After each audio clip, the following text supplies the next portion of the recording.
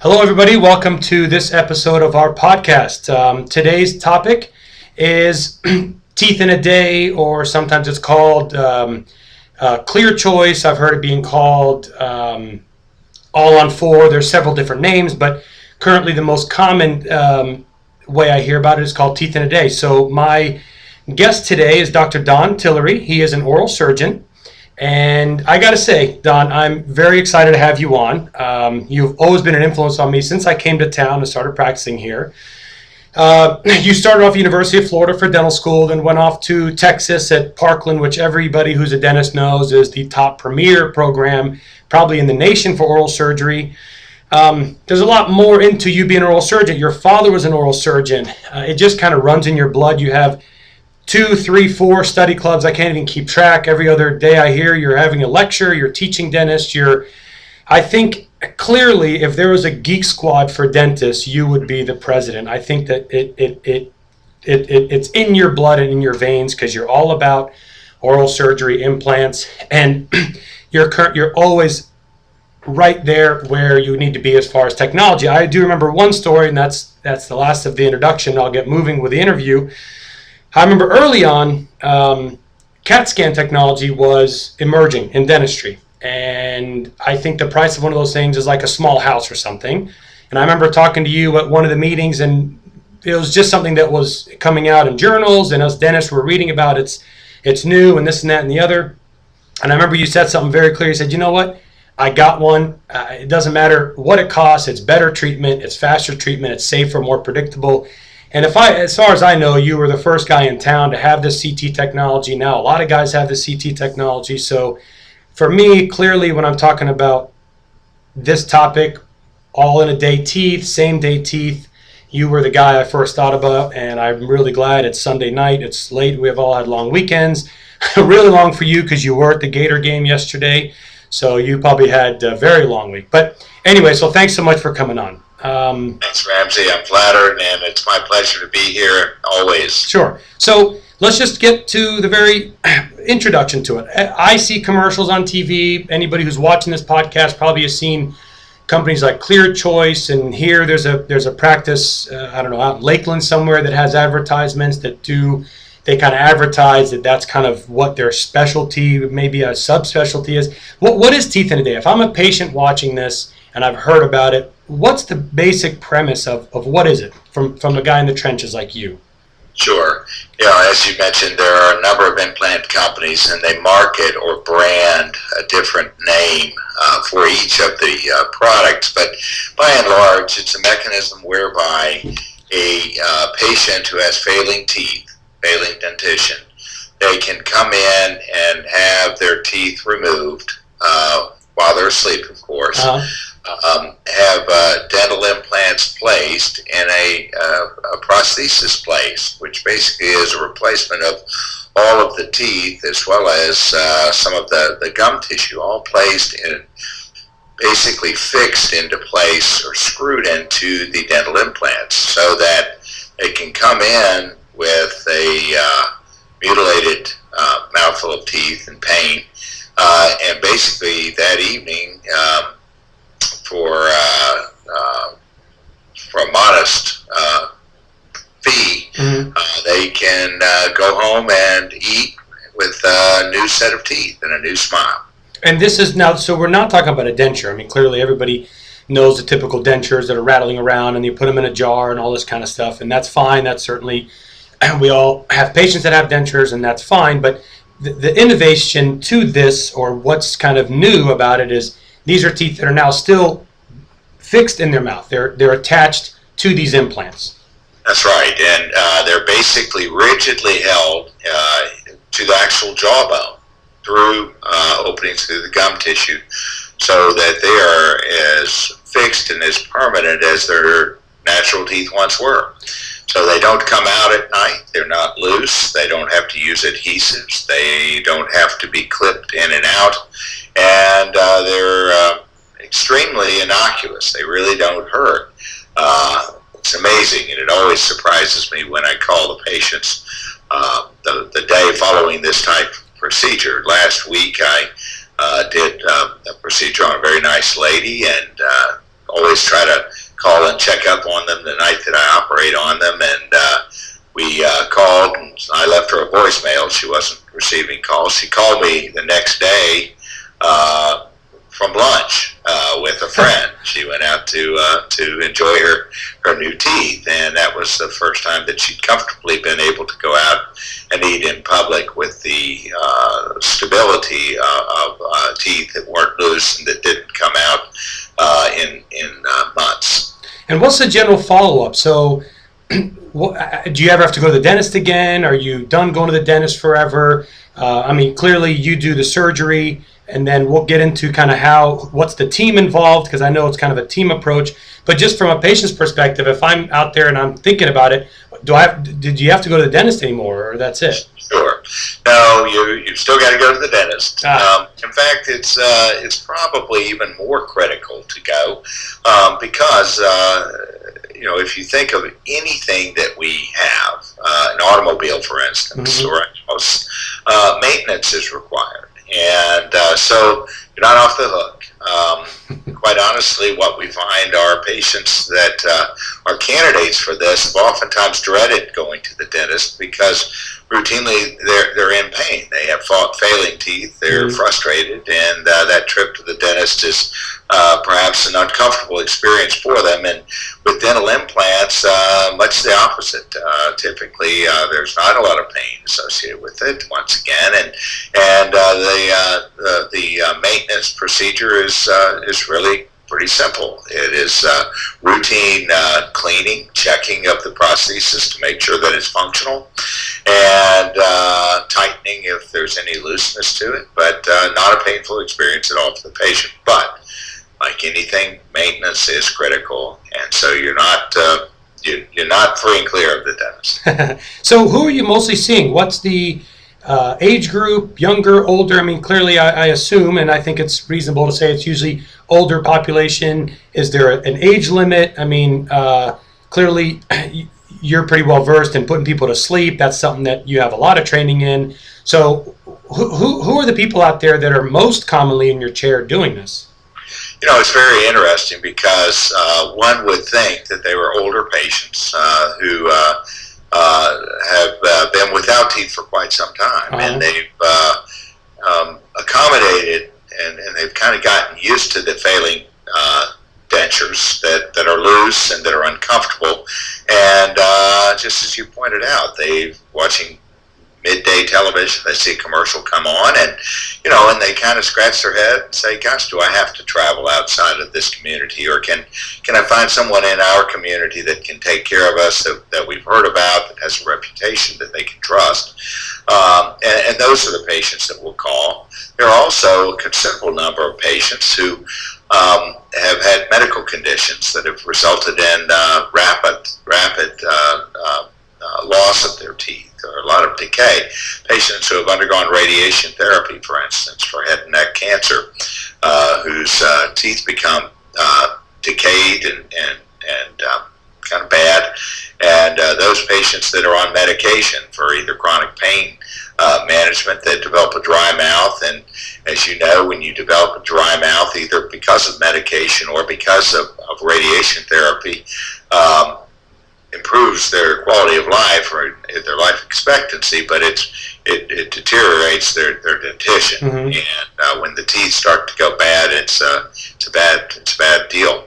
So those patients are extremely are neat candidates for this type of procedure. That brings me to something. So the implants, they don't get cavities, I take it? I mean, are they free from cavities? So if somebody has this dry mouth, I know there's several reasons why people get dry mouth, and you get implants. Yes, you have to go in for your cleanings and stuff, but the implants are resistant to decay, I assume? Yes, that's right. They're inert. They're made of surgical grade titanium, which is a very inert metal, and they don't get rusty, and they have a rather unique property in that they actually bond to the bone. They heal to the bone and become tighter fixed to the bone than a person's natural teeth. And yeah, it's terrific that there's no decay. They're large largely resistant to gum disease or periodontal disease as well. So they make for an ideal material to resist the raptures of the dry mouth problem. So now this is something you touched on earlier. If I'm in New Zealand or Seattle or Dallas, where you went to school, and I want this, how do I start? Where do I look? I mean, clearly, if I'm in Florida, it's very easy. This is you can call you. But if I'm anywhere else, how do you start? Can any dentist? Do they go to their dentist? Do they have to find a surgeon who has this training? What's the team assembled? Because clearly, I know that there's a specific team approach that does the surgery, and then some. There's another part of the team that does the teeth, and it's kind of a combined effort. So if I'm a patient out there and I say, boy, I just want to know more about this, where do you suggest they start looking into it if they don't have one of these centers like Clear Choice or whoever around them? Sure. One of the things I think that's always important in healthcare is to develop a relationship with someone that you trust. This technology is rapidly growing. It's probably one of the most unique and inspirational procedures that I've seen come along in my entire career.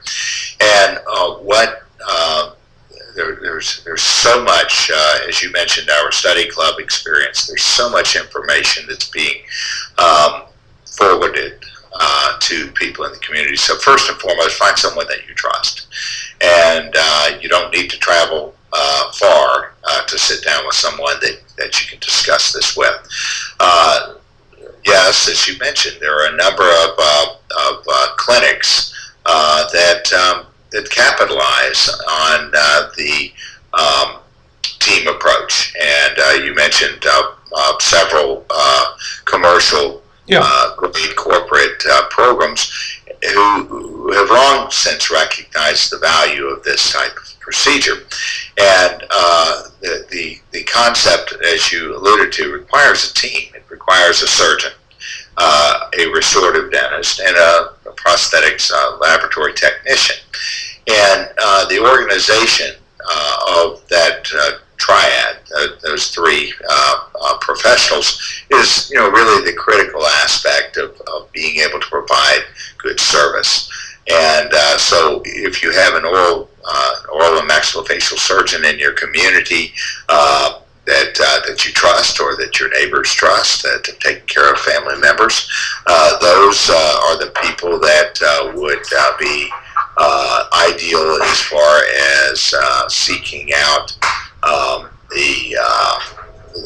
their advice. The second aspect is their restorative dentist. Sure. And the restorative dentist is the one who is going to continue to manage that person's the patient's condition, as we've already discussed. And routinely, in most any community, you'll have teams that are developed for that. There are rapidly advancing techniques allowing us to improve our team interactive relationships and basically abbreviate the length of surgery, the prosthetic reconstructive component, and using technology that you discussed, cone beam CT scanning, intraoral scanning, CAD/CAM, computer-generated designs. All of that make things a lot easier on the patient, sure, a lot easier on the team, and I'm certain that we're going to be able to continue to reduce the cost of these procedures by utilizing that technology. So just to kind of recap, I think I understand. So you'll have a dental surgeon, an oral maxillofacial surgeon in your case, and then there is usually some sort of a restorative dentist. Sometimes it's a prosthodontist, somebody who handles the tooth component of it. You're kind of handling the surgery, managing the patient, putting them to sleep. You're doing that part. And then sandwiched in between, there's a lab who actually, using whatever CAD/CAM, 3D printers, whatever is emerging. That's where you see, like, I think the commercial I saw said a 3D lab. And I take it they're the people that in between your procedure and the restorative dentist at the tail end of it, that the lab is who makes the teeth and actually fabricates them by grinding them or whatever they're doing, and then they're kind of sandwiched in between you. So you kind of get in there, you're managing the patient at the beginning, then there's a sort of a middle period, and then the end of the day is the prosthetic component where they're actually putting the teeth in. And then the follow-up is usually with the dentist, and then are they seeing you to see the health of the implants regularly? Yes. Routinely, our protocol is the surgery is done, and during that surgical procedure, the restorative dentist and the laboratory technician, we all are involved, in that morning. Are they all at your office? I mean, they're all there? Oh, wow. Yes. So you have the whole setup. Your office has, I know you have the CAT scan, you have all the whatever computers, and see that's what I said earlier. You're always on it. You have all the technology. You're kind of, I didn't realize you have everything at your office, so both a regular dentist like me could go there and do all A to Z at your office. Not like the patients running around town with gauze in their mouth, bleeding out of their mouth. That's right. That's right, Ramsey. It's amazing to me how important it is to have trained individuals, and it always blows my mind when I have a restorative dentist or a prosthodontist come, how talented you guys are, and how critical it is to have that component there. I'm new as an oral and maxillofacial surgeon. I'm new to laboratory technicians. We don't use them in our days in and day out of routine oral surgical procedures, but the value of having those individuals on hand at the time, it's unbelievable how valuable that is. Oh, I can imagine. And I think that that most dentistry is a cottage industry, and we're used to working in our own little office, and we oftentimes forget how integrated team approaches can lead to superior outcomes and patient satisfaction. And this technology and these procedures that we're performing on patients, and their gratification that the patients are experiencing, it just is. It echoes and shouts out loud how wonderful it is to have people that are all trained to do certain parts of this when they come together in the same location at the same time in order to help the patient. How fantastic the outcomes are.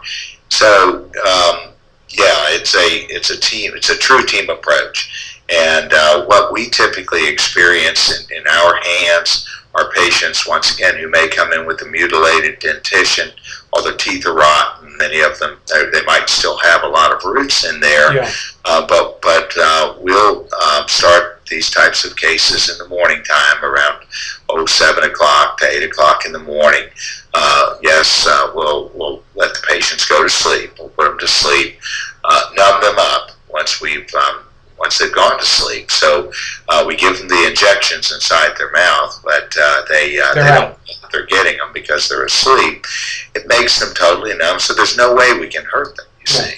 I'll go in and do the surgical part, the extraction of the teeth, any removal of any infectious matter that's in there, all at the time while the patient's totally asleep. And then we will, using, once again, these computer-generated guides, place the implants into the specific locations that is pre-planned.